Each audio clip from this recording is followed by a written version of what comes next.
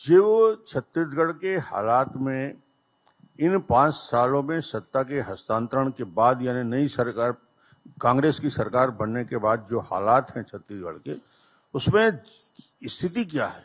क्या छत्तीसगढ़ में जो आज एक संस्कृति पनपी है और आज छत्तीसगढ़ की पहचान, इसके पहले छत्तीसगढ़ की पहचान एक विकसित राज्य के रूप में हुआ करता था, वो छत्तीसगढ़ की पहचान जो छत्तीसगढ़ शांति का टापू कहलाता था, आज इस 5 साल के बाद भूपेश सरकार की पहचान हिंदुस्तान में यदि है, ईडी और सीडी की सरकार के रूप में है, और दूसरी पहचान भूपेश बनाने में सफल नहीं हुए।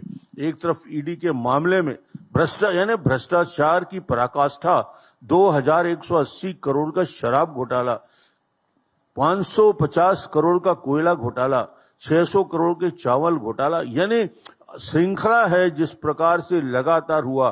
13,000 पेज के डॉक्यूमेंट पेश करते हैं ईडी जब न्यायालय में और प्रमाण सहित बताते हैं कि क्या क्या भ्रष्टाचार हुआ, किस प्रकार भ्रष्टाचार को इन लोगों ने संस्थागत करने का काम किया।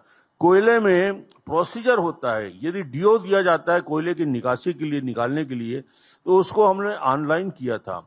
आते ही सरकार में ऑनलाइन को ऑफलाइन किया और प्रति टन 25 रुपया की वसूली होने लगी। आज ये प्रमाण सहित वो अधिकारी जिसने ये आदेश जारी किया था, मुख्यमंत्री के पास ये विभाग है माइनिंग डिपार्टमेंट, आज वो 7 महीने से जेल के अंदर है। हिंदुस्तान में और कोई उदाहरण नहीं मिलेगा जहां सीनियर आईएएस अधिकारी करप्शन के मामले में 7-7 महीने से जमानत नहीं हो रहा है, सैकड़ों लोगों के ऊपर कार्रवाई चल रही है।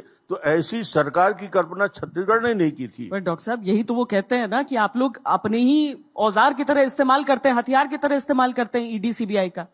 अरे तुम करप्शन यदि खुलेआम 25 रुपया प्रति टन की वसूली कोयले पे हो रही है, शराब के दुकान पे हर शॉप में 40% अवैध शराब खुलेआम बिक रहा है, प्रमाण के सहित लोग बिना होलोग्राम के शराब की एंट्री होती है, इतना कुछ होने के बाद भी क्या ईडी और सीडी की कार्रवाई नहीं होगी?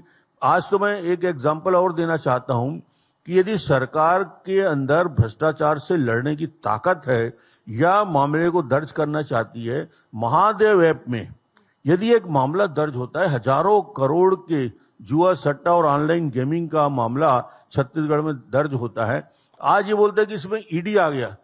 ईडी तभी आता है जब पीएमएलए का prevention of money laundering act जब उसमें लागू होता है।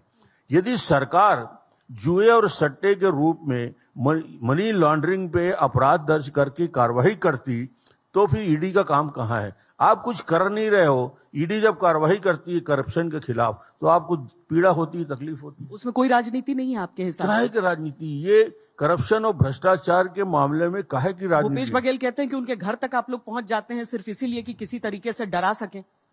आप ये बताइए, यदि ये सारे मामले यथार्थ नहीं होते, 180 करोड़ की संपत्ति जब्त होती है।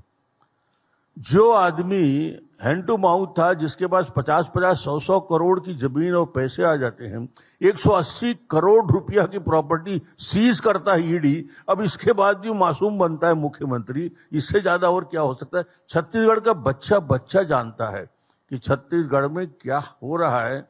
छत्तीसगढ़ का होटल और पान ठेला वाला गवाह है। इसे करप्ट सरकार आज तक हिंदुस्तान में कहीं नहीं होगी, छत्तीसगढ़ में तो नहीं, हिंदुस्तान में भी नहीं होगी। ये उदाहरण भूपेश जी ने दिया है।